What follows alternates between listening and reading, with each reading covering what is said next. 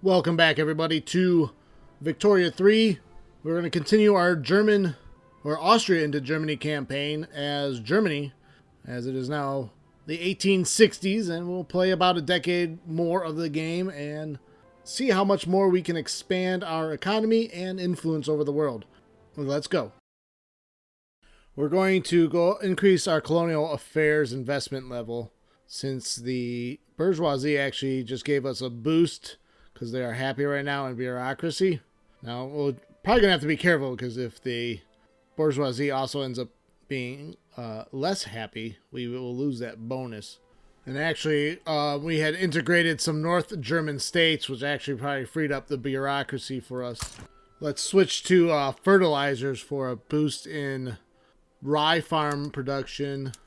Also, wheat farms, too. We may want to build some chemical plants, too.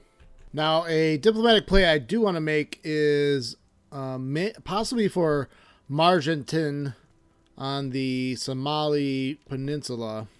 Actually, we were looking at Warsangali because Margentin is backed by Portugal. Now, I'm not afraid to go to war against Portugal. What I am concerned with is their navy right now is better than mine. So it would take time to build up the navy. Not to say we're not going to do that anyways, but in the meantime, we might be able to make a play on Warsangali first. So we're going to do that. We're actually going to conquer the state. So let us confirm this diplomatic play. And we shall see what happens, if who gets involved, who doesn't get involved. We are going to expand our naval bases. Let's mobilize von Hesse and... but we'll just do Radetzky and Hesse. We do need to recruit an admiral. Alexander von Maffei looks pretty solid, so let's recruit him. We have completed the Ironclads Journal. Doctrine of Iron and Steam. The introduction of vessels with metal-skinned hulls represents nothing less than a revolution in naval warfare. Near impervious to traditional types of shot.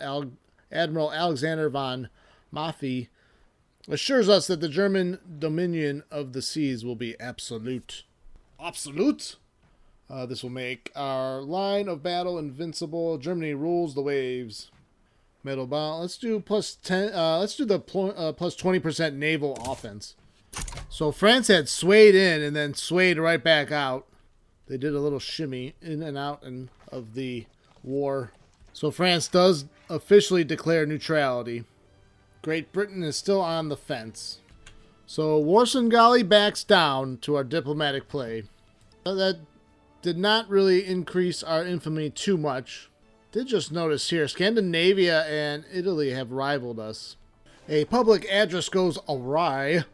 What was meant as a routine speech about the merits of appointed bureaucrats by Joseph Radetzky has quickly devolved into a public relations disaster for the intelligentsia. It is the fault of this poorly thought through proposal. Neither option is very good. I think we'll just take the minus 15% enactment chance. We will also give up on the law itself. We may actually try to go for elected bureaucrats. We went ahead and tried to influence Belgium. Let them know that, hey, we're not interested in invading you yet. The new SDP party has formed. Let's take a look at the government. Helmtrude Kessler is the party leader of the trade unions, the SDP. She is reserved and expert political operator, plus 20% authority if she was placed as a ruler.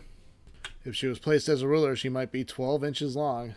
Faithless leaders. The Progress Party's endorsement of Pascal von Boris has come under attack by the Conservative Party campaign, arguing that a leader who rejects religion cannot be trusted to keep promises or maintain a sound moral compass. We're going to slow down the Progress Party a little bit. So the other option is to take a -2 interest approval hit for 5 years on the Catholic Church. They're already leaning unhappy, so we'll deal with this. Let's build some choo-choos. Electrical generation is unlocked. We've also declared more interests in most of Africa, but we've foregoed North Africa and Western Africa. We've gone for the Congo and Southern Africa, East Africa, Egypt, and now most recently Arabia. Parma offered a defensive pact, and we agreed just to kind of piss off the Italians. Next election is over. The conservatives still hold a strong grasp on the government. We're going to try to enact poor laws, although that's going to cost us quite a bit of bureaucracy. Maybe we won't. Great Britain offers a trade agreement, and I think we'll take it.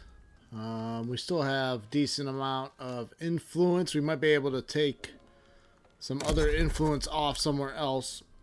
And mutual funds have been unlocked, so we can start doing some publicly traded goods. We may do a play on Isaac. We're going to go for the conquering the state. They're not allied with anyone. Let's see what happens here. So no one's supporting Isaac right now. Just some African minor nations that are leaning to helping them. So Isaac doesn't look like they are going to back down against us. They did not get any great power, though, to join them. So colonial war against a German minor, or I'm sorry, an African minor. It will be. Should be a relatively easy war to finish off the tiny Somali nation. So we have taken over Isaac and another African colonial engagement. Yes, we are being currently hated by most of the nations around us as they see what we are up to. Although luckily other nations are not well liked. France seems to be okay with us. Portugal is really cool with us, even though we may butt heads in Eastern Africa. So let's fast forward to about 1868 here. Lost a little bit of recordings, but in the meantime, we had expanded more into the Somaliland. We have control of the entire state of Somaliland, and it is incorporated into our empire as the state of German Somaliland. We have also just recently occupied Bosnia and northern Serbia into our realm, as we've taken advantage of the fact that the Ottoman Empire has been engaged with the Egyptians for years in a very costly war with over 1 million to 2 million dead on each side. They seem to be in a stalemate and have not sued for peace on either side. So let's pick it up from here. So why don't we start reforming the citizenship of Germany here. These are the old Austrian laws that are outdated and need to be modernized for a modern society. So let's look to enact racial segregation. And we'll kind of move down that path without trying to upset our interest groups too much. So racial segregation was enacted, so that's a small improvement to the previous citizenship laws.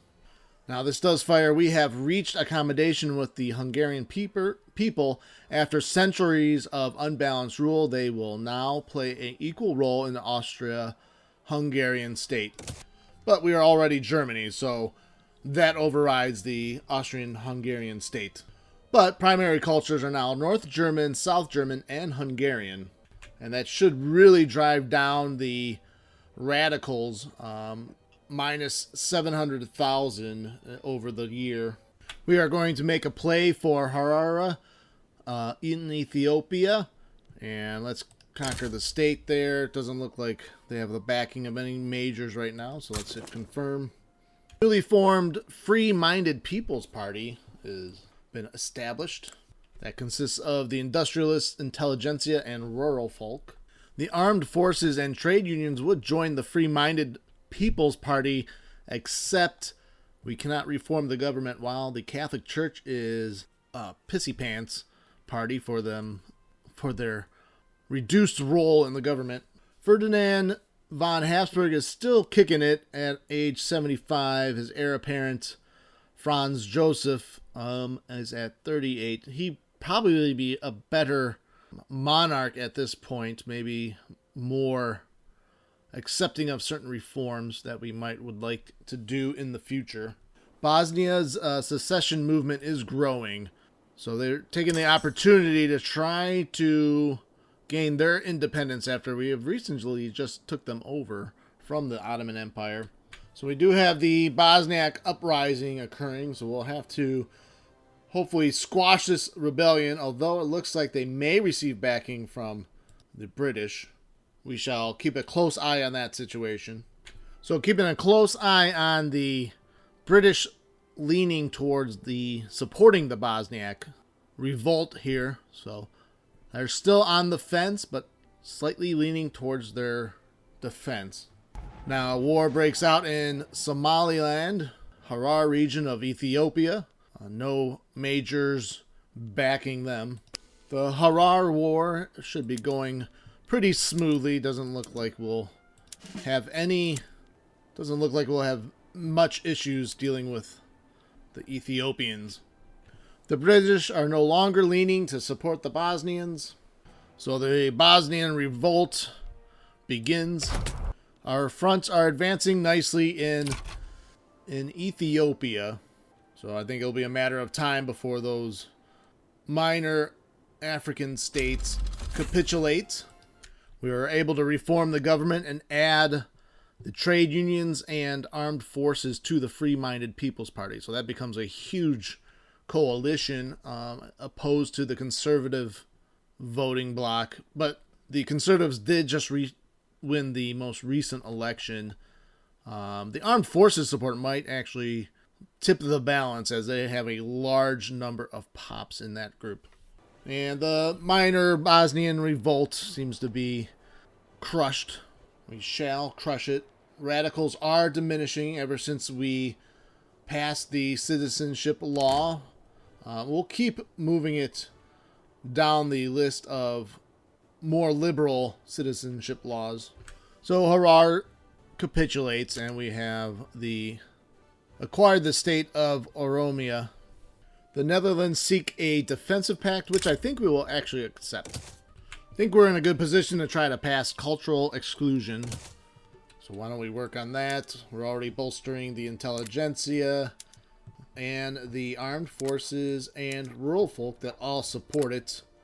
The ongoing crazy Ottoman and Egyptian war finally ended with, it looks like the Ottomans were able to regain the Levant. But that was a very long and costly war. I think it lasted almost a decade at least.